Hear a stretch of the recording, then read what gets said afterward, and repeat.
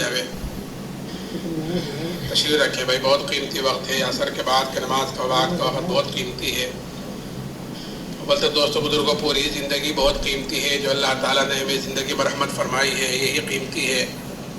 پھر عصر کی نماز کے بعد کا وقت تو اور زیادہ قیمتی ہے کہ حدیث پاک کا مفہوم ہے. اللہ تعالیٰ فرماتا ہے کہ تو فجر کی نماز کے بعد اور عصر کی نماز کے بعد تھوڑی دیر مجھے یاد کر لیا کر, میں درمیانی حصے میں تیری کفالت کروں گا.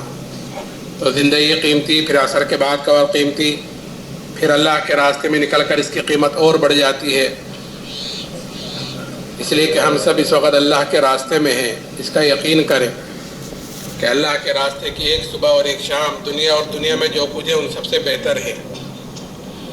لیکن دوستوں بزرگوں, یہ وقت بہتر جب بنتا ہے, یہ وقت قیمتی جب بنتا ہے جب ہم اس وقت کو قیمتی بنائیں گے.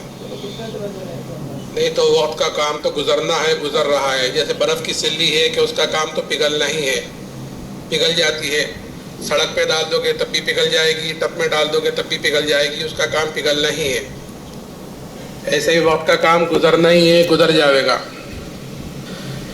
اس لیے ہم اپنے وقت کو قیمتی بناویں عملوں کے اندر لگ کر. اس لیے کہ اعمال ایک ایسی چیز ہے جو انسان کے ساتھ ہر وقت ساتھ رہتے ہیں اور 100% ساتھ رہتے ہیں. آپ یہاں پر آئے ہوئے ہو, اس وقت آپ کے ساتھ 100% آپ کے اعمال آپ کے ساتھ ہیں. اگر کسی بھائی کا انتقال ہو جائے تو اس کے ساتھ 100% اس کے اعمال اس کے ساتھ جائیں گے. اور اعمال ہی پر انسان کے بننے بگڑنے کا تعلق ہے. عمل سے زندگی بنتی ہے, جنت بھی جہنم بھی. یہ خاکی اپنی فطرت میں نہ نوری ہے نہ ناری ہے کہ انسان کے بننے بگڑنے کا تعلق دنیا کی کسی چیز سے نہیں ہے, بلکہ انسان کے بننے بگڑنے کا تعلق انسان کے اعمال سے ہے. اعمال کہلاتے ہیں کہ انسان 24 گھنٹے جو کام کر رہا ہے, جو بھی کام کرتا ہے, دیکھنے کا, سننے کا, کھانے پینے کا, چلنے پھرنے کا, کمانے کا, خرچ کا, شادی بیاہ کا, اللہ کے راستے میں نقل و حرکت کا, جو انسان کام کرتا ہے وہ اس کے اعمال کہلاتے ہیں. اور یہی اعمال سارے کے سارے غیر بھی کرتے ہیں, تجارت بھی کرتے ہیں, شادی بیاہ بھی کرتے ہیں, سونا جاگنا, کمانا, خرچ کرنا, یہی سارے کام غیر بھی کرتے ہیں, یہی سارے کام مسلمان بھی کرتا ہے. فرق اتنا ہے ان میں اور ہم میں کہ ہمیں ان سارے کام کرنے کا طریقہ بتلایا گیا ہے. لقد کان لکم فی رسول اللہ اسوۃ حسنہ, کہ تمہارے لیے زندگی گزارنے کا بہترین نمونہ کہ وہ تمہارے پیارے نبی کی زندگی ہے. کل قیامت کے دن اللہ تعالیٰ ہر ایک کو اس نمونے کے مطابق دیکھیں گے کہ جس کی جتنی زندگی نبی کے طریقے کے مطابق ہوگی, اللہ کے ہاں اس کی قدر و قیمت ہوگی, اللہ کے ہاں اس کی حیثیت ہوگی. اور جس کی جتنی زندگی نبی کے طریقے سے دور ہوگی اتنا ہی اللہ کے ہاں بے حیثیت ہوگا, اتنا ہی اللہ کے ہاں بے قیمت ہوگا. اسی لیے حضور اقدس صلی اللہ علیہ وسلم نے اپنے صحابہ کو مثالیں دے دے کر سمجھایا اپنے عملوں کی طرف سے, تاکہ ہم جہاں ہوں, جس حالت میں ہوں, کہ اپنے عملوں کی طرف سے فکر مند ہوں کہ یہی اعمال ہمارا سرمایہ ہے, اچھے ہوں کہ برے ہوں, اور یہی اعمال آگے تک ساتھ جائیں گے. ایک مرتبہ آپ نے مثال دے کر پوچھا اپنے صحابہ سے کہ جانتے ہو تمہاری مثال, تمہارے اہل و عیال کی, مال کی, اعمال کی مثال کیا ہے؟ پھر آپ نے فرمایا کہ اس کی مثال ایسی ہے جیسے ایک آدمی کے 3 بھائی ہوں اور اس آدمی کے اوپر موت کا وقت آوے تو وہ اپنے تینوں بھائیوں میں سے ایک بھائی کو بلا کر یہ پوچھے کہ بھائی تم دیکھ رہے ہو میرے اوپر کیا مصیبت آ رہی ہے, دنیا سے میں جا رہا ہوں, آخرت کا سفر تیار ہے, اس گھڑی میں, اس وقت میں تم میری کیا مدد کرو گے؟ وہ کہتا ہے کہ بھائی میں تو تیرے ساتھ ہوں, جب تک تو دنیا میں موجود ہے تیرے ساتھ رہوں گا, تیری تیمارداری کروں گا, تیری خدمت کروں گا, اور جب تیرا انتقال ہو جائے گا تو تجھے نہلاؤں گا, کفناؤں گا, دفناؤں گا, اور تیرے مرنے کے بعد لوگوں میں تیرا ذکر خیر کروں گا, تیری تعریفیں کروں گا, اور کچھ دنوں کے بعد پھر میں تجھے بھول جاؤں گا. آپ نے فرمایا یہ اس کے اہل و عیال ہیں, اس کے گھر والے ہیں, یہ بھائی. پھر دوسرے بھائی کو بلاتا ہے اور یہی پوچھتا ہے کہ بھائی اس مصیبت کی گھڑی میں تم میری کیا مدد کرو گے؟ وہ کہتا ہے کہ بھائی میرا تیرا واسطہ تو زندگی تک کا ہے, تجھے مجھ سے جتنا نفع اٹھانا ہے، جتنا فائدہ اٹھانا ہے اٹھا لے، کہ جب تیرا انتقال ہو جائے گا تو میں تو دوسری طرف چلے جاؤں گا، تو دوسری طرف جائے گا، تیرا راستہ دوسرے طرف، میرا راستہ دوسری طرف۔ آپ نے فرمایا یہ بھائی اس کا مال ہے جو یہی ساتھ چھوڑ دے گا۔ آپ دیکھو کہ کوئی چیز انسان کے ساتھ نہیں جاتی، کفن بھی اس لیے پہنا دیا جاتا ہے کہ انسان اشرف المخلوقات ہے، اس کی بے حرمتی نہ ہو جاوے، اس کی بے پردگی نہ ہو جاوے، نہیں تو قبر میں جا کر وہ بھی سلگڑ کر ختم ہو جائے گا۔ ہر آدمی اپنی قبر سے کل قیامت کے دن ننگا اٹھے گا، جس طرح دنیا میں ننگا آیا ہے اسی طرح ہر آدمی اپنی قبر سے ننگا اٹھے گا۔ آپ نے فرمایا یہ اس کا مال ہے جو یہاں ساتھ چھوڑ دے گا۔ پھر تیسرے بھائی کو بلا کر یہی پوچھتا ہے کہ بھائی اس مصیبت کی گھڑی میں تم میری کیا مدد کرو گے؟ وہ کہتا ہے کہ میں تو تیرے ساتھ ہوں، جب تک تو دنیا میں موجود ہے تیرے ساتھ رہوں گا، جب تیرا انتقال ہو جائے گا تو قبر میں پہنچے گا اور وہاں پر منکر نکیر تجھ سے سوال کریں گے تو ان کے سوالوں کا جواب میں دوں گا تیرے طرف سے، اور جب کل کو تیرے نامہ اعمال تلیں گے تو تیرے نامہ اعمال کے ترازو میں بیٹھ جاؤں گا اور خوب کوشش کروں گا اس کو وزنی کرنے کی، اس کو بھاری کرنے کی، اس کو جھکانے کی، اور میں تیرے ساتھ رہوں گا یہاں تک کہ تجھے جنت میں داخل کرا دوں، وہاں تک میں تیرے ساتھ ہی رہوں گا۔ آپ نے فرمایا یہ اس کے اعمال ہیں، اس کی میں بات کر رہا ہوں، یہ اس کے اعمال ہیں، یہ بھائی اس کے اعمال ہیں۔ پھر آپ نے پوچھا کہ بتلاؤ کون سا بھائی کارآمد ہوا؟ صحابہ نے عرض کیا یا رسول اللہ پہلے دو تو بیکاری ثابت ہوئے جو یہی ساتھ چھوڑ دیں گے، کام آنے والا تو یہی ہے جو آخر تک ساتھ نبھائے گا۔ اس لیے میرے محترم بزرگوں دوستو، ہمیں اپنے بدن سے نکلنے والے اعمالوں کی طرف سے فکر مند ہونا ہے کہ میرے بدن سے نکلنے والے اعمال کیسے ہیں، اور اعمال کا دار و مدار وہ انسان کے یقین کے ساتھ ہے کہ جیسے اس کے اندر کا یقین ہوگا کہ بدن سے نکلنے والے اعمال اس کے اعتبار سے ہوں گے۔ اس لیے ہمیں بنیادی طور پر سب سے پہلے اپنے اندر کے یقین کو بدلنا ہے۔ یہ اللہ نے دعوت تبلیغ والا جو کام دیا ہے یہ اسی محنت کے لیے ہے کہ ہمارے اندر کا یقین بدلے، یعنی ہمارا ایمان بنے کہ ایمان کہ یہ اللہ نے ہمیں سب سے بڑی نعمت مرحمت فرمائی ہے، سب سے بڑی نعمت۔ انعامات تو اللہ تعالیٰ کے بہت ہیں، بے شمار ہیں، کہ قرآن کہتا ہے کہ وَإِن تَعُدُّوا نِعْمَتَ اللَّهِ لَا تُحْصُوهَا، کہ اللہ تعالیٰ کے انعامات اور احسانات تو اتنے ہیں کہ اگر تم اللہ تعالیٰ کی نعمتوں کو گننا چاہو، شمار کرنا چاہو تو تم اللہ کی نعمتوں کو گن نہیں سکتے، شمار نہیں کر سکتے۔ اتنے انعامات ہمارے اوپر، قدم قدم پر، سانس سانس پر اللہ تعالیٰ کی نعمتیں بارش کی طرح ہمارے اوپر اتر رہی ہیں، اور ایسی ایسی نعمتیں ہیں کہ اللہ کی ایک نعمت بڑی نعمت ہوتی ہے لیکن ہمارا دھیان ادھر نہیں جاتا کہ یہ بھی اللہ کی نعمتوں میں سے کوئی نعمت ہے۔ اس لیے کہ آدمی کو ہر چیز کی قدر و قیمت، آدمی کو ہر چیز کی قدر و قیمت کا اندازہ اس وقت ہوتا ہے جب وہ چیز ہاتھ سے نکل جاتی ہے۔ جب تک کوئی چیز ہاتھ میں ہوتی ہے اس کی قدر و قیمت کا اندازہ نہیں ہوتا، کہ جب وہ چیز ہاتھ سے نکل جاتی ہے تو پتہ چلتا ہے میں نے کیا کھویا ہے۔ اس لیے جناب رسول اللہ صلی اللہ علیہ وسلم نے فرمایا کہ 5 چیزوں کو غنیمت جانو، یعنی 5 چیزوں کی قدر کرو 5 چیزوں سے پہلے۔ فرمایا کہ جوانی کی قدر کرو بڑھاپے سے پہلے، کہ جوانی آئی ایک مرتبہ چلی گئی اب وہ واپس نہیں آنے والی ہے، کہ جوانی کی قدر، کہ جوانی کی عبادت اللہ کیا مقبول ہے۔ وہ 7 آدمی جو کل عرش کے سائے کے نیچے ہوں گے ان میں ایک وہ جوان بھی ہوگا جو جوانی میں اللہ کی عبادت کرتا ہوگا۔ کیوں؟ اس لیے کہ جوانی میں اعضاء بھی قوی ہوتے ہیں، آدمی کے اندر خواہشوں کا بھی زور ہوتا ہے کہ وہ آدمی اپنی خواہش کو قربان کر کر اپنی جوانی اللہ کی عبادت میں، اس کے دین کو پھیلانے میں، اس کے دین کو سیکھنے میں لگاتا ہے، تو پھر ایسی جوانی کی عبادت اللہ کیا مقبول ہے۔ تو جوانی کی قدر بڑھاپے سے پہلے، اور مالداری کی قدر کر لو تنگ دستی سے پہلے۔ اللہ نے مال دیا ہے کہ یتیموں پر، بیواؤں پر، دین کو سیکھنے پر، دین کو پھیلانے پر، کہ مالداری کی قدر، کہ ہاتھ تنگ ہو گئے کہ اب اگر چاہتا بھی چاہنے کے باوجود بھی صدقہ نہیں کرو گا پا رہا ہے، تو مالداری کی قدر تنگ دستی سے پہلے، اور کہ صحت کی قدر کرو بیماری سے پہلے، کہ صحت کی طرف سے لوگ غافل ہیں۔ حضرت علی رضی اللہ تعالیٰ عنہ فرماتے تھے کہ 2 چیزیں اچانک آ جاتی ہیں، اچانک آتی ہیں 2 چیزیں، اللہ حفاظت فرمائے۔ ایک بیماری، کہ اچھا خاصا بیٹھا ہوا تھا، کہ فالج ہو گیا، اچھا خاصا بیٹھا ہوا تھا، شوگر ہو گئی، شوگر لو ہو گئی، اور قسم قسم کی چیزیں شروع ہو گئی ہیں، اب تو اللہ حفاظت فرمائے۔ تو بیماری اور دوسرے فقیری، آدمی ایک دم فقیر ہو جاتا ہے، اچھا خاصا اونچا مالدار تھا، اچھا خاصا اونچا کاروبار تھا، کہ حالات آئے، پریشانی آئی کہ اب نیچے ڈاؤن ہوتا چلا گیا۔ تو فقیری اور بیماری یہ اچانک آ جاتی ہیں، تو صحت کی قدر کرو بیماری سے پہلے پہلے، اور خالی اوقات کی قدر کرو مشغولی سے پہلے پہلے۔ خالی اوقات کی قدر کیا ہے؟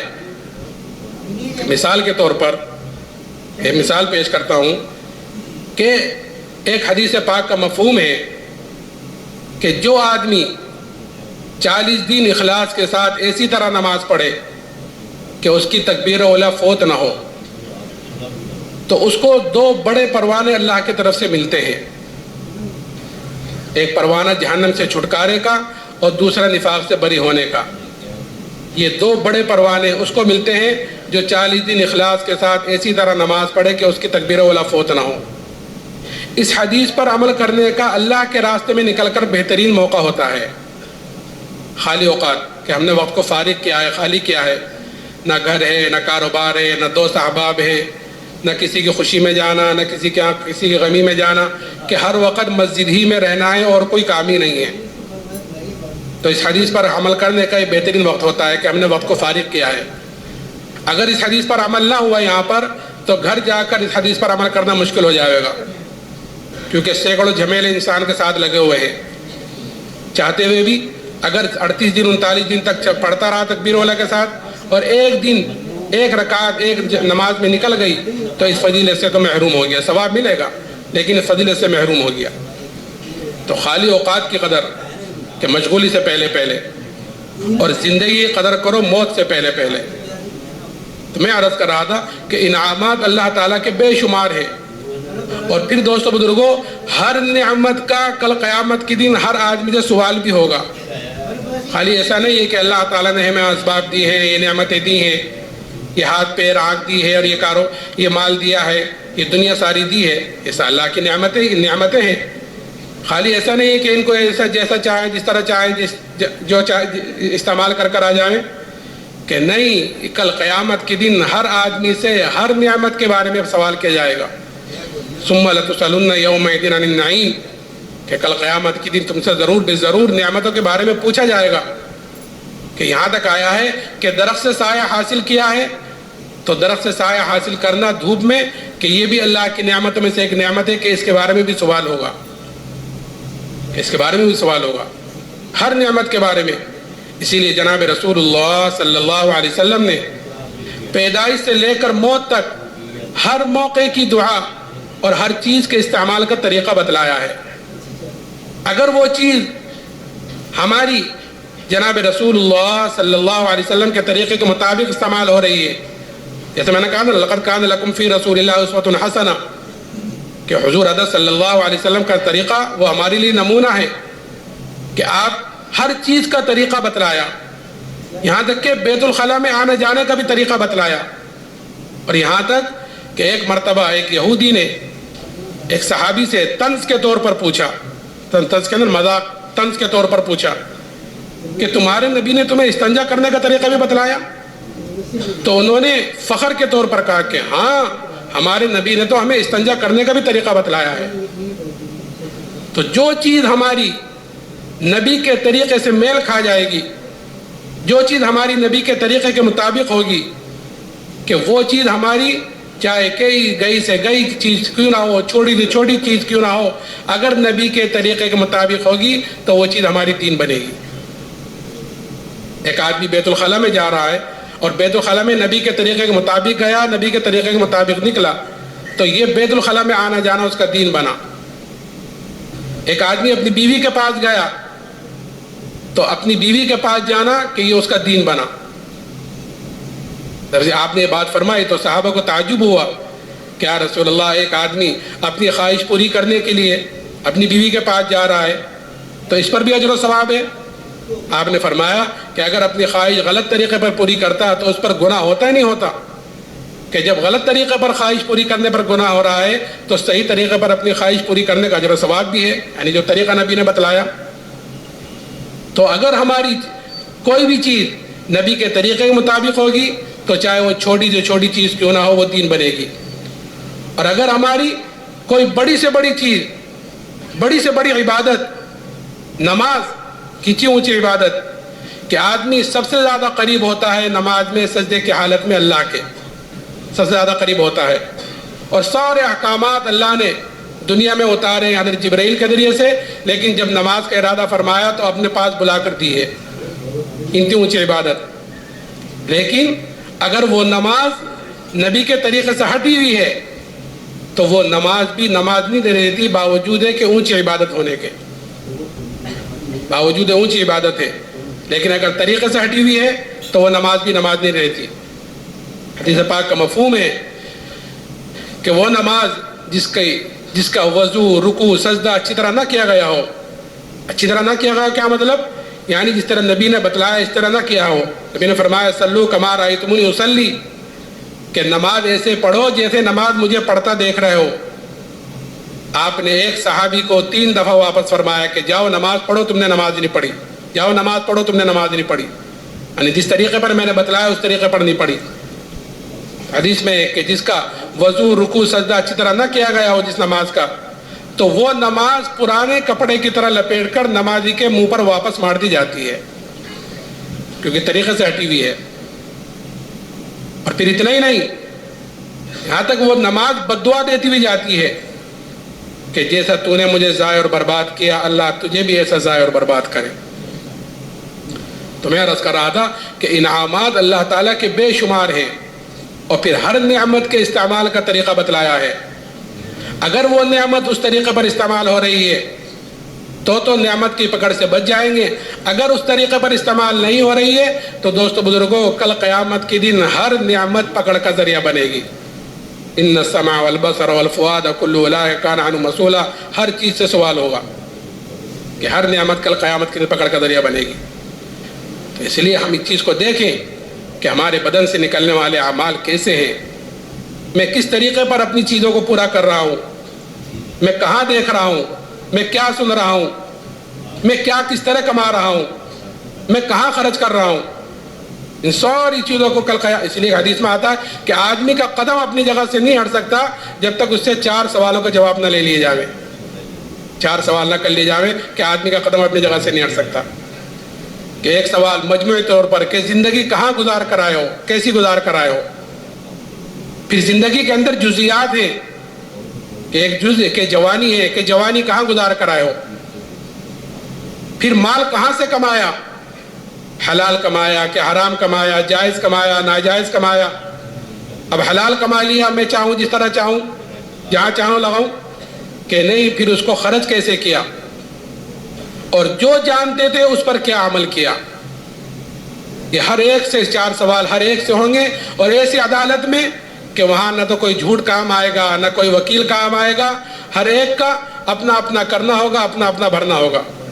اقرا کتابک کفا بنفسک الیوم علیک حسیبا، کہ دائیں بائیں فرشتے بیٹھے ہوئے ہیں، رجسٹر لکھ رہے ہیں کہ وہ رجسٹر سامنے کر دیا جائے گا، کہ یہ کہا جائے گا کہ اپنا رجسٹر پڑھ لو، اپنا محاسبہ خود کرو. قرآن تو یہاں تک کہتا ہے الیوم نختم علی افواہہم وتکلمنا ایدیہم وتشہد ارجلہم بما کانوا یکسبون، کہ آج کے دن ہم ان کے منہ پر مہرے لگا دیں گے اور ان کے ہاتھ پیر گواہی دیں گے، ہاتھ پیر بتلائیں گے کہ مجھ سے کیا کام کروائے، مجھ سے کیا کرتوت کروائے. تو ہر نعمت کے استعمال کا طریقہ، تو انعامات بے شمار دیے ہیں، لیکن ان تمام نعمتوں میں سب سے بڑی نعمت جو اللہ نے مجھے اور آپ کو مرحمت فرمائی ہے وہ ایمان کی دولت ہے. اس لیے کہ اللہ نے کامیابی اور ناکامی کا دار و مدار دنیا کی کسی چیز پر نہیں رکھا ہے، نہ اکثریت پر، نہ مال پر، نہ اسباب پر، نہ چیزوں پر. کسی چیز پر کامیابی ناکامی کا دار و مدار نہیں رکھا ہے، بلکہ کامیابی اور ناکامی کا دار و مدار کہ ایمان اور اعمال صالحہ پر رکھا ہے، کہ ایمان کے بغیر کوئی عمل قابل قبول ہے ہی نہیں. ایمان ہے لیکن اعمال صالحہ نہیں ہے تو کل قیامت کے دن اس کی سزا بھگتنی پڑے گی. یہ اللہ غفور الرحیم ہے، وہ معاف کر دے تو پھر اسے کون پوچھنے والا.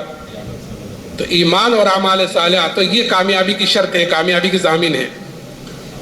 لیکن دوستو بزرگوں، یہ اتنی بڑی نعمت آج مسلمانوں کے اندر سے اس ایمان کی قدر و قیمت نکل گئی ہے. اور نکلی کیوں ہے؟ کہ نکلی ہوئی اس لیے ہے کہ جو چیز بھی آدمی کو بغیر محنت کے حاصل ہو جاتی ہے، آدمی کے اندر اس کی قدر و قیمت کم ہوتی ہے بنسبت اس کے جو چیز آدمی محنت کر کر حاصل کرتا ہے. جس چیز پر آدمی کا جان مال وقت لگتا ہے، جس چیز کے لیے آدمی محنت کرتا ہے، جس چیز کے لیے آدمی قربانی دیتا ہے، جس چیز کے لیے آدمی تکلیفیں برداشت کرتا ہے اور تکلیفیں برداشت کر کر اس کو حاصل کرتا ہے، تو اس کی قدر و قیمت زیادہ ہوتی ہے. اور جو چیز بغیر محنت بغیر مجاہدے کے ملتی ہے کہ اس کی قدر و قیمت کم ہوتی ہے. کہ ایمان کیونکہ ہمیں بغیر محنت کے بغیر مجاہدے کے جیسے وراثت میں کوئی چیز مل گئی ہے، ایسے ایمان ہمیں مل گیا ہے. اس لیے آج ہمارے اندر سے اس ایمان کی قدر و قیمت نکلی ہوئی ہے. اس لیے جناب رسول اللہ صلی اللہ علیہ وسلم نے ایمان کی اور ایمان والے کی اللہ کے ہاں کیا قدر و قیمت ہے وہ بتلائی ہے. اور صحابہ کے اندر یہ چیز اتاری ہے کہ کیا قدر بتلائی، کہ یہ قدر بتلائی ہے ایمان والے کی تو کہ جب تک ایمان والا اس دنیا میں موجود ہے اللہ کے ہاں تمہاری یہ قدر ہے کہ اللہ تعالیٰ اس ایمان والے کی وجہ سے، ایک ایمان والے کی وجہ سے ساتوں زمین آسمان کے نظام کو باقی رکھے گا. اس وقت کروڑوں مسلمان ہیں کہ سب دنیا سے چلے جاویں اور ہم میں سے ایک باقی رہ جاوے تو ہماری ایک کی وجہ سے اللہ تعالیٰ اس نظام کو باقی رکھے گا، ساتوں زمین آسمان کو. یہ قدر ہے اللہ کے ہاں میرے اور آپ کی. پھر اگر ایمان والا نہیں ہے تو چاہے دنیا انسانوں سے بھری ہوئی ہو، اللہ اس کو اس دنیا کی کوئی ضرورت نہیں، اللہ اس کو ختم کر دے گا. کہ اس کا وجود ہی میری اور آپ کی وجہ سے، ہمارے ایمان کی وجہ سے. یہ قدر ہے. اور قیمت کیا بتلائی کہ اگر رائے کے دانے کے برابر ایمان کو بچا کر لے گئے تو اللہ تعالیٰ اس دنیا سے 10 گنی بڑی جنت مرحمت فرمائے گا. اب جس کا ایمان جتنا اونچا ہوگا، جس کا ایمان جتنا اعلیٰ ہوگا کہ کل قیامت کے دن اس کی اتنی بڑی جنت. تو جیسے میں نے کہا تھا یہ دعوت و تبلیغ والا جو اللہ نے ہمیں کام دیا ہے یہ اپنے ایمان کو بنانے کے لیے، اپنے اندر کے یقین کو بنانے کے لیے. کہ جب آدمی اللہ کے راستے میں نکلتا ہے اور صبح سے شام تک اللہ ہی سے ہونے کو بولتا ہے، اللہ ہی سے ہونے کو سوچتا ہے، اسی کی دعوت دیتا ہے، تو پھر اندر اللہ سے ہونے کا یقین اندر بنتا ہے. اور جب اللہ سے ہونے کا یقین اندر بنتا ہے تو پھر بدن سے نکلنے والے اعمال صحیح ہوتے ہیں. کیونکہ آدمی جو چلتا ہے عمل کے اعتبار سے وہ اندر کی طاقت سے چلتا ہے، ہر چیز اپنے اندر کی طاقت سے چلتی ہے. تو آدمی اعمال کے اعتبار سے جو چلتا ہے وہ اندر کی طاقت سے چلے گا. کہ جو اندر بنا ہوا ہوگا کہ بدن سے نکلنے والے اعمال اس کو ظاہر کریں گے. مثال کے طور پر ایک آدمی نے محنت کی ہے، محنت کر کر ڈاکٹر بنا ہے. ایک آدمی نے محنت کی ہے، محنت کر کر وکیل بنا ہے. محنت کی ہے، اندر وکالت اتری ہوئی ہے، اندر ڈاکٹری اتری ہوئی ہے، اور کوئی نہیں جانتا کہ یہ ڈاکٹر صاحب ہے، یہ وکیل صاحب ہے. لیکن اس کے عمل سے پتہ چلتا ہے کہ یہ ڈاکٹر ہے، اس کے عمل سے پتہ چلے گا یہ وکیل ہے، اس کے عمل سے پتہ چلے گا یہ تاجر ہے. کیونکہ اندر اس کی وہی چیز اتری ہوئی ہے، اس لیے بدن سے نکلنے والے اعمال بھی ویسے ہیں. تو اگر ہمارے اندر ایمان بنا ہوا ہوگا، یقین صحیح بنا ہوا ہوگا تو بدن سے نکلنے والے اعمال صحیح ہوں گے. تو اس سے پتہ چلے گا یہ آدمی سچا پکا مسلمان ہے، یہ آدمی سچا دیندار ہے. کیوں؟ کیونکہ بدن سے نکلنے والے اعمال اس کے صحیح ہیں.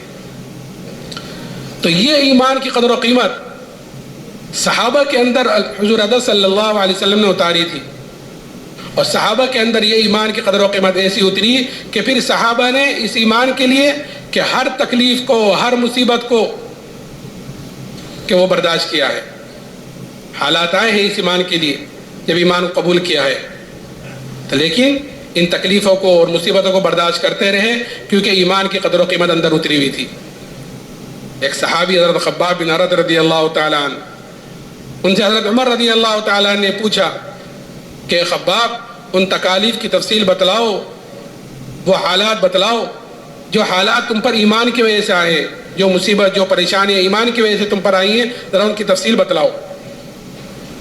آپ نے فرمایا امیر المومنین آپ ذرا میری کمر دیکھیں.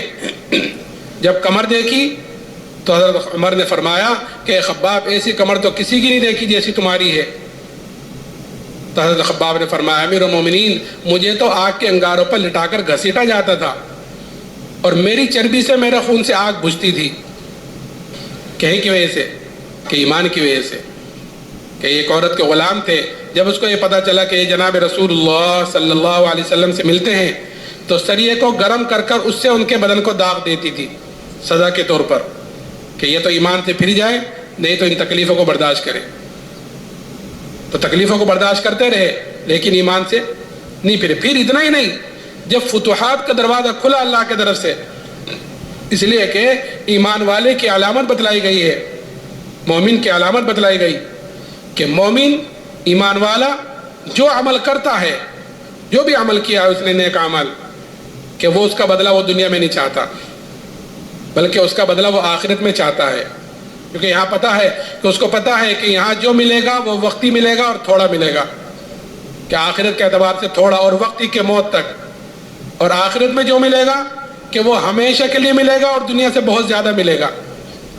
اس لیے مومن اپنے نیک عمل کا بدلہ دنیا میں نہیں چاہتا, اور مومن جو کام کرتا ہے کہ وہ اپنے اللہ کو راضی کرنے کے لیے, کوئی دیکھ رہا ہے نہیں دیکھ رہا ہے, کوئی خوش ہے نہیں خوش ہے, کہ اس کی پرواہ نہیں ہے کہ میرا اللہ مجھ سے راضی ہو جاوے, میرا اللہ مجھ سے راضی ہو. ساری چیزوں کا اس دار و مدار اسی پر ہے کہ میرا اللہ مجھ سے راضی ہو جاوے.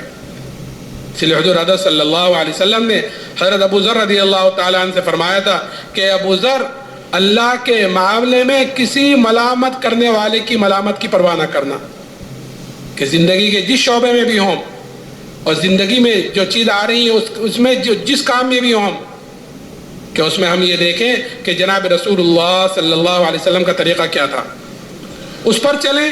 پھر چاہے دنیا کچھ بھی کہتی رہے کہ اس کی پرواہ نہیں, کہ مجھے اللہ نے یہ حکم دیا, ما آتاکم الرسول فخذوا وما نہاکم عنہ فانتہوا, کہ جو کچھ تمہیں تمہارا نبی دے اسے لے لو, اور جس چیز سے وہ روکے اس سے رک جاؤ, جس چیز سے آپ روکے اس سے رک جاؤ. فرمایا کہ اللہ کے معاملے میں کسی ملامت کرنے والے کی ملامت کی پرواہ نہ کرنا. ایک مرتبہ حضرت جی مولانا انعام الحسن صاحب رحمۃ اللہ علیہ انگلینڈ گئے ہوئے تھے, لندن کے ایئرپورٹ پر سنا نماز جماعت سے پڑھنے لگے, تو وہاں کے ساتھی آئے اور آ کر کہنے لگے, حضرت آپ یہاں جماعت سے نماز نہ پڑھیں, یہاں کے لوگ ذرا اس کو دیکھ کر اچھے نہیں سمجھیں گے, کیا کہیں گے. تو حضرت نے فرمایا کہ اگر پڑھیں گے نہیں, اگر پڑھیں گے تو لوگ کیا کہیں گے, یہ تو ٹھیک کہ اگر پڑھیں گے تو لوگ کیا کہیں گے, لیکن اگر نہیں پڑھی تو اللہ کیا کہے گا, کہ اس کو بھی تو جواب دینا ہے کہ اللہ کے معاملے میں کسی ملامت کرنے والے کی ملامت کی پرواہ نہ کرنا. میں عرض کر رہا تھا کہ پھر جب فتوحات کا دروازہ کھلا اللہ کی طرف سے, تو صحابہ اس پر رویا کرتے تھے کہ کہیں ہماری تکلیفوں کا, ہماری مشقتوں کا بدلہ کہیں ہمیں دنیا میں تو نہیں مل رہا ہے, کیونکہ ہم نے تو آخرت کے لیے کیا تھا, آخرت میں پانے کے لیے کیا تھا. اس لیے میرے محترم بزرگ دوستو, جو ایمان اللہ نے صحابہ کو مرحمت فرمایا تھا وہی ایمان اللہ نے مجھے اور آپ کو بھی مرحمت فرمایا ہے. فرق اتنا ہے کہ صحابہ محنت کر کر اپنے ایمان کے اعتبار سے اعلیٰ درجوں پر پہنچ گئے تھے, اور ہم نے اس محنت کو چھوڑ دیا, اس لیے ہم ایمان کے اعتبار سے نیچے کمزور درجے پر آ گئے, نیچے درجے پر آ گئے. صحابہ نے تکلیفیں برداشت کی ہیں, اور پھر اتنا ہی نہیں, جو چیز ایمان کے مقابلے پر آئی ہے کہ اس کو قربان کیا ہے, تکلیفیں بھی برداشت کی ہیں, اور ایمان کے مقابلے پر جو کچھ آیا ہے کہ ایمان کے مقابلے پر آیا ہے کہ اس کو قربان کیا ہے. ایک صحابی حضرت عبداللہ ابن حذافہ رضی اللہ تعالیٰ عنہ, ان کو روم کی فوج نے قید کیا, اور قید کر ان کو بادشاہ کے سامنے لائے. بادشاہ نے ان کے اوپر نصرانیت کو پیش کیا کہ تم نصرانی ہو جاؤ تو میں آدھی بادشاہ تم کو دے دوں گا.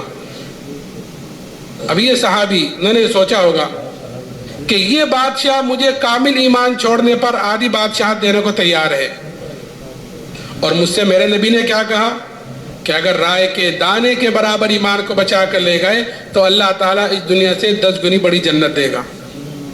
کہیں دور دور تک بھی مقابلہ نہیں, کہاں رائے کے دانے کے برابر ایمان کو بچانے پر 10 گنی بڑی جنت, اور کہاں کامل پورا ایمان چھوڑنے پر آدھی بادشاہت. تو اسی وقت جواب دیا کہ آدھی بادشاہت نہیں, اگر پوری بادشاہت دے, اور پوری بھی نہیں, عرب کی جتنی بادشاہت ہیں سب کی سب دے, تب بھی میں پلک جھپکنے کے برابر ایمان کو چھوڑنے کو تیار نہیں ہوں. اسی وقت جواب دیا. پھر اتنا ہی نہیں کہ چھوڑ دیا کہ نہیں مانا تو جاؤ اپنے گھر, کہ نہیں, دوسری چیز دھمکی دھمکی تو کیا، اصل تو دوستو بزرگوں اللہ کی طرف سے آزمائشیں آتی ہیں اور حالات آتے ہیں، اور یہ دیکھنے کے لیے آتے ہیں کہ یہ ان حالات میں حالات کا مقابلہ حالات سے کرتا ہے یا حالات کا مقابلہ توبہ استغفار سے اور میرے طرف رجوع کرنے سے کرتا ہے۔ حالات آتے ہیں اور آزمائش کے لیے آتے ہیں۔ الف لام میم حسب الناس ان یترکوا ان یقولوا آمنا وهم لا یفتنون، کہ کیا تم یہ گمان کرتے ہو کہ تم یہ کہہ دو کہ ہم تو ایمان والے ہیں تو تم آزمائے نہیں جاؤ گے؟ نہیں، آزمائش ہوتی ہے، حالات آتے ہیں، اور یہ دیکھنے کے لیے کہ حالات کا مقابلہ حالات سے کرتے ہیں یا حالات کے مقابلے میں میرے طرف آتے ہیں۔ تو جو ایمان والا ہوتا ہے وہ حالات کا مقابلہ حالات سے نہیں کرتا، بلکہ حالات کا مقابلہ اعمال سے، توبہ استغفار سے کرتا ہے، اللہ کی طرف رجوع کرنے سے کرتا ہے۔ جو حالات کا مقابلہ حالات سے کرتے ہیں تو ان کے حالات بجائے ختم ہونے کے اور بڑھتے ہیں، اور بڑھتے بڑھتے بڑھتے اس حد تک، اس درجے تک پہنچ جاتا ہے کہ ایسا آدمی پھر حالات سے پریشان ہو کر آخر میں خودکشی تک کر لیتا ہے۔ اللہ حفاظت فرمائے، وہ حالات سے متاثر ہوتے ہیں کہ حالات کا مقابلہ حالات سے کر رہے تھے، حالات کا مقابلہ حالات سے نہیں، حالات کا مقابلہ کہ رجوع الی اللہ سے، وَلَنُذِيقَنَّهُم مِّنَ الْعَذَابِ الْأَدْنَىٰ دُونَ الْعَذَابِ الْأَكْبَرِ لَعَلَّهُمْ يَرْجِعُونَ، کہ چھوٹے چھوٹے حالات، چھوٹی چھوٹی مصیبتیں کہ ہم لاتے ہیں بڑے عذاب سے پہلے، تو آخرت کا ہے۔ اللہ حفاظت فرمائے کیوں؟ لعلہم یرجعون، تاکہ میرے طرف رجوع کرنے والے بنے۔ ایک مرتبہ حضرت عمر رضی اللہ تعالیٰ عنہ کے زمانے میں قحط سالی ہوئی، قحط پڑا، اور ایسا قحط پڑا کہ جانور تک ہلاک ہونے شروع ہو گئے۔ حضرت عمر رضی اللہ تعالیٰ عنہ نے شام سے اور مصر سے غلے منگائے، غلے آئے، آ کر ختم ہو گئے، لیکن قحط سالی ختم نہیں ہوئی۔ ایک صحابی نے بکری ذبح کی تو اس بکری کے اندر سے نہ خون نکلا نہ گوشت نکلا، خالی ہڈیاں نکلی، اتنا قحط پڑا۔ تو صحابی روتے ہوئے سو گئے۔ خواب میں زیارت کی جناب رسول اللہ صلی اللہ علیہ وسلم کی، آپ نے فرمایا کہ عمر سے میرا سلام کہنا اور یہ کہنا کہ تو بڑا عقل مند تھا، ایمان کی فراست عطا فرمائی تھی، تو بڑا عقل مند تھا، تجھے کیا ہوا؟ یہ صحابی اٹھے، اٹھ کر حضرت عمر کی خدمت میں گئے اور جا کر اپنے خواب کا تذکرہ کیا۔ حضرت عمر نے فوراً مشورے والوں کو جمع کیا۔ ہاں، ہر چیز میں مشورہ، جو آدمی مشورہ کر کر چلتا ہے کسی بھی معاملے میں، دین کا ہو دنیا کا ہو، کہ وہ نادم نہیں ہوتا، اللہ تعالیٰ اس کی صحیح رہبری کرتے ہیں مشورے کی برکات سے۔ لیکن مشورہ بھی اہل خیر سے کرنا چاہیے، ہر چلتے پھرتے آدمی سے نہیں، اس کے اندر اس کی صلاحیت بھی ہونی چاہیے کہ وہ مشورہ آپ کو صحیح دے گا، ورنہ اغراض سے تو دنیا بھری ہوئی ہے کہ جو اہل خیر ہوتے ہیں وہ صحیح رہبری کرتے ہیں، چاہے پھر برا لگے چاہے کچھ بھی ہو، لیکن وہ صحیح رہبری کرتے ہیں۔ مشورے والوں کو جمع کیا اور مشورے میں یہ بات رکھی کہ ایک صحابی نے ایسے ایسا خواب دیکھا ہے، تو مشورے میں یہ بات آئی کہ امیر المومنین، جہاں سے قحط سالی آئی ہے ہم اسی کی طرف رجوع کیوں نہیں کرتے؟ ہم غلے شام سے مصر سے غلے منگا رہے ہیں، اور بارش تو اللہ کی طرف سے رکی ہوئی ہے، قحط سالی تو اللہ کی طرف سے آئی ہوئی ہے، تو ہم اسی کی طرف رجوع کیوں نہیں کرتے کہ ہاں یہ چوک ہو رہی ہے؟ فوراً مدینے سے باہر گئے اور ابھی توبہ استغفاری کر رہے تھے کہ اسی وقت بارش شروع ہو گئی، کہ جب تک حالات کا مقابلہ حالات سے ہو رہا تھا کہ وہ حالات بجائے کم ہونے کے اور بڑھتے چلے جا رہے تھے، جب حالات کا مقابلہ توبہ استغفار سے اللہ کی طرف رجوع کرنے سے کیا تو اللہ تعالیٰ نے فوراً حالات کو پلٹ دیا۔ آج بھی میرے محترم بزرگو دوستو، آج جو چاروں طرف سے حالات دنیا پر اور خاص طور سے مسلمانوں پر جو چاروں طرف سے حالات ہیں، اس کا واحد علاج یہی ہے کہ ہر مسلمان اللہ کی طرف توبہ استغفار کرنے والا بنے، کہ اپنے طرف سے بھی توبہ استغفار کریں، اور کیونکہ ہر امتی پوری امت کا ذمہ دار ہے، اس لیے پوری امت کی طرف سے توبہ استغفار کریں کہ اللہ جس مقصد کے لیے، جس عالی مقصد کے لیے تو نے ہمیں وجود دیا تھا، تو نے ہمیں دنیا میں بھیجا تھا، ہم نے اس مقصد کو کھویا ہے، ہم نے اس مقصد سے منہ موڑا ہے، کہ اب تک کی غفلتوں کو معاف کر دے، آگے جتنی زندگی ہے کہ تیرے نبی کے تیرے حکم پر، تیرے نبی کے طریقے پر ہم انشاءاللہ چلیں گے۔ کہ توبہ کا دروازہ ہر ایک کے لیے موت تک کھلا ہوا ہے۔ شیطان جو ہے وہ توبہ کو ٹلاتا ہے کہ ٹھیک ہے کر لیں گے، دیکھ لیں گے، ابھی کیا جلدی ہے، اور پھر آگے جا کر وہ مایوس کر دیتا ہے اور اسی حالت میں دنیا سے چلا جاتا ہے۔ اللہ حفاظت فرمائے۔ میں نے عرض کیا کہ پھر دوسری چیز ان صحابی پر کہ وہ دھمکی دی. بادشاہ نے ایک دیگ منگائی. یہ حالات آئے دیکھیے کہ دیگ منگائی, دیگ کے اندر پانی کھولایا. جب پانی خوب کھول گیا تو بادشاہ نے قیدیوں کو بلا کر ان کے سامنے اس میں ڈلوایا اور یہ کہا کہ یہ تو ایمان سے پھر جاؤ, نہیں تو تمہیں بھی اس میں ڈالا جائے گا. اب یہ کہنے کو تو آسان سی بات ہے کہ میں نے کہہ دیا, آپ حضرات نے سن لیا, لیکن جس کے سامنے یہ واقعہ پیش آ رہا ہے کہ اس کا ایمان کتنا اندر سے مضبوط ہوگا. کہنے لگے وہ صحابی, تجھ سے جو ہو سکے وہ تو کر لے, جو تجھ سے ہو سکے. بادشاہ نے حکم دیا کہ اس کو اس میں ڈال دو. جب لے جانے لگے تو وہ صحابی رونے لگے. تو اس کی اطلاع کی گئی کہ وہ تو رو رہے ہیں. بادشاہ نے بلایا ان کو اور پھر ان کے اوپر نصرانیت کو پیش کیا. وہ کہنے لگے, واہ, میں نے تو تیرے سے ایک مرتبہ کہہ دیا تھا کہ تجھ سے جو ہو سکے وہ تو کر لے. کہ اچھا پھر رو کیوں رہے تھے؟ کہ میں تو اس لیے رو رہا تھا کہ میرے بدن کے اندر ایک جان ہے, وہ جان اس دیگ میں ڈالی جائے گی, ختم ہو جائے گی. میں تو اس لیے رو رہا تھا کہ کاش میرے روئے میں جان ہوتی, میرے بدن کے اندر 100 جانیں ہوتی اور وہ ساری کی ساری جانیں آج اس دیگ میں ڈالی جاتی اور وہ ساری کی ساری جانیں میں اللہ کے نام پر قربان کرتا. کہ ایک جان کا کیا قربان کرنا, کہ 100 جانیں ہوتی تو آج میں 100 کی 100 میں اللہ کے نام پر قربان کرتا. ایک جان ہونے کی وجہ سے رو رہا ہوں. تو یہ جذبہ بنتا ہے دوست بزرگوں دعوت سے, کہ جب آدمی اللہ کی بڑائی کو بولتا ہے, سنتا ہے, سوچتا ہے, اس کی دعوت دیتا ہے, تو پھر اللہ سے ہونے کا یقین اندر پیدا ہوتا ہے. پھر اپنی جان مال اللہ کے نام پر لگانے کا جذبہ بھی اندر پیدا ہوتا ہے. کہ جب ایمان بنتا ہے تو پھر آدمی کو اپنے ایمان کی طرف سے فکر ہوتی ہے, فکر مند ہوتا ہے. جب آدمی کے اندر کسی چیز کی قدر و قیمت اتر جاتی ہے تو آدمی اس کے لیے اپنی ساری چیز جھونک دیتا ہے اور ہر وقت اس چیز کی طرف سے فکر مند ہوتا ہے جس چیز کی قدر و قیمت آدمی کے اندر اتر جاتی ہے. اس لیے صحابہ کیونکہ ایمان کی قدر و قیمت اندر اتری ہوئی تھی, اس لیے ایمان کی طرف سے ہر وقت فکر مند رہتے تھے, ہر وقت. اور چھوٹی چھوٹی بات پر اپنے منافق ہونے کا ڈر پیدا ہوتا تھا, چھوٹی چھوٹی چیزوں پر. صحابی حضرت حنظلہ رضی اللہ تعالیٰ گھر سے نکلے اور یہ کہتے ہوئے کہ نافق حنظلہ, کہ حنظلہ تو منافق ہو گیا. حضرت ابو بکر سے تشریف لے جا رہے تھے, ان سے کہا, تو انہوں نے کہا کس وجہ سے کہہ رہا ہے حنظلہ منافق ہو گیا؟ فرمایا کہ جب ہم نبی کی مجلس میں ہوتے ہیں اور آپ جنت کا, دوزخ کا, قبر حشر کا ذکر کرتے ہیں تو ہمارے قلوب گویا بالکل ایسے ہو جاتے ہیں, نرم جیسے وہ بالکل ہمارے سامنے ہیں. اور جب گھر واپس آ جاتے ہیں تو بیوی بچے پاس آتے ہیں, کچھ ہنسی مذاق کی باتیں شروع ہو جاتی ہیں, تو وہ کیفیت ختم ہو جاتی ہے جو نبی کی مجلس میں ہوئی. حضرت ابو بکر نے فرمایا کہ یہ چیز تو ہمارے اندر بھی ہے, چلو چل کر حضور سے پوچھتے ہیں.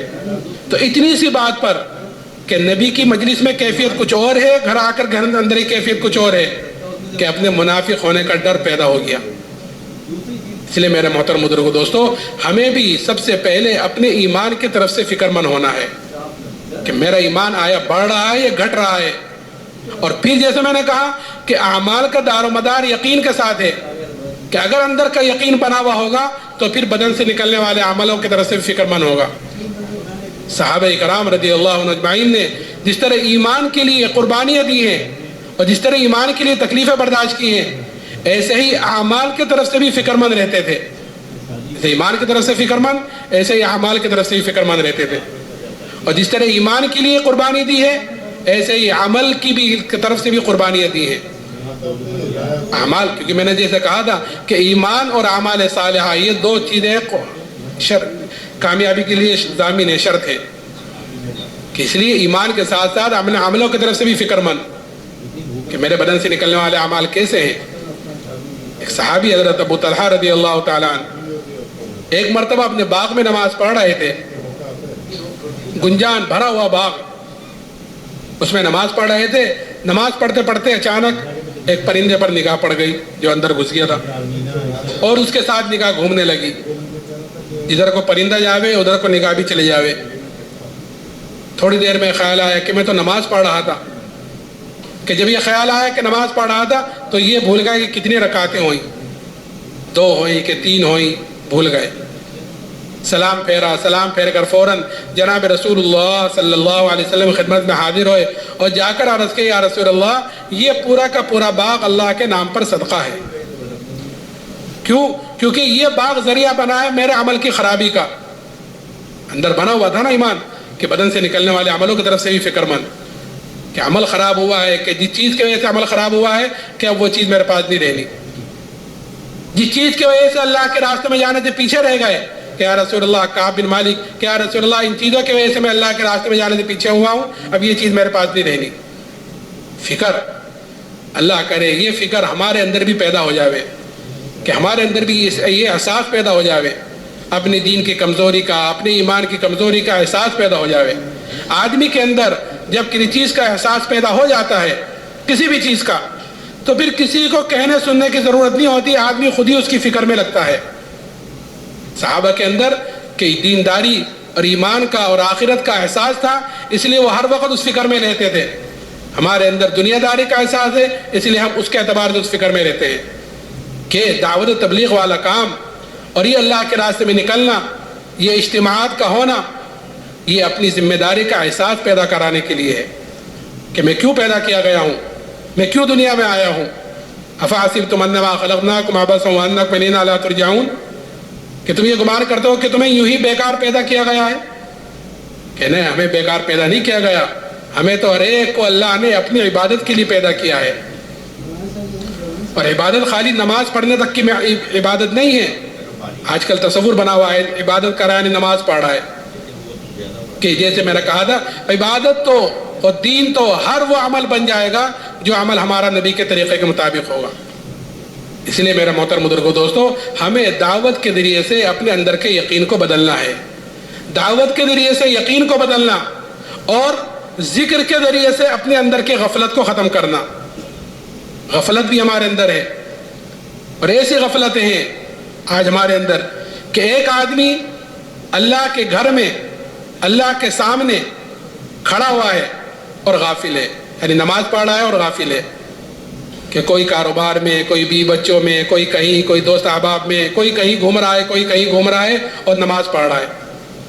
کہ غفلت کہیں کی وجہ سے ہے کیونکہ غیر اللہ کو بولا جا رہا ہے، غیر اللہ کو سوچا جا رہا ہے، غیر اللہ کو سنا جا رہا ہے، تو اس لیے اللہ کے سامنے کھڑے ہو کر بھی غیر اللہ کا دھیان اندر ہے۔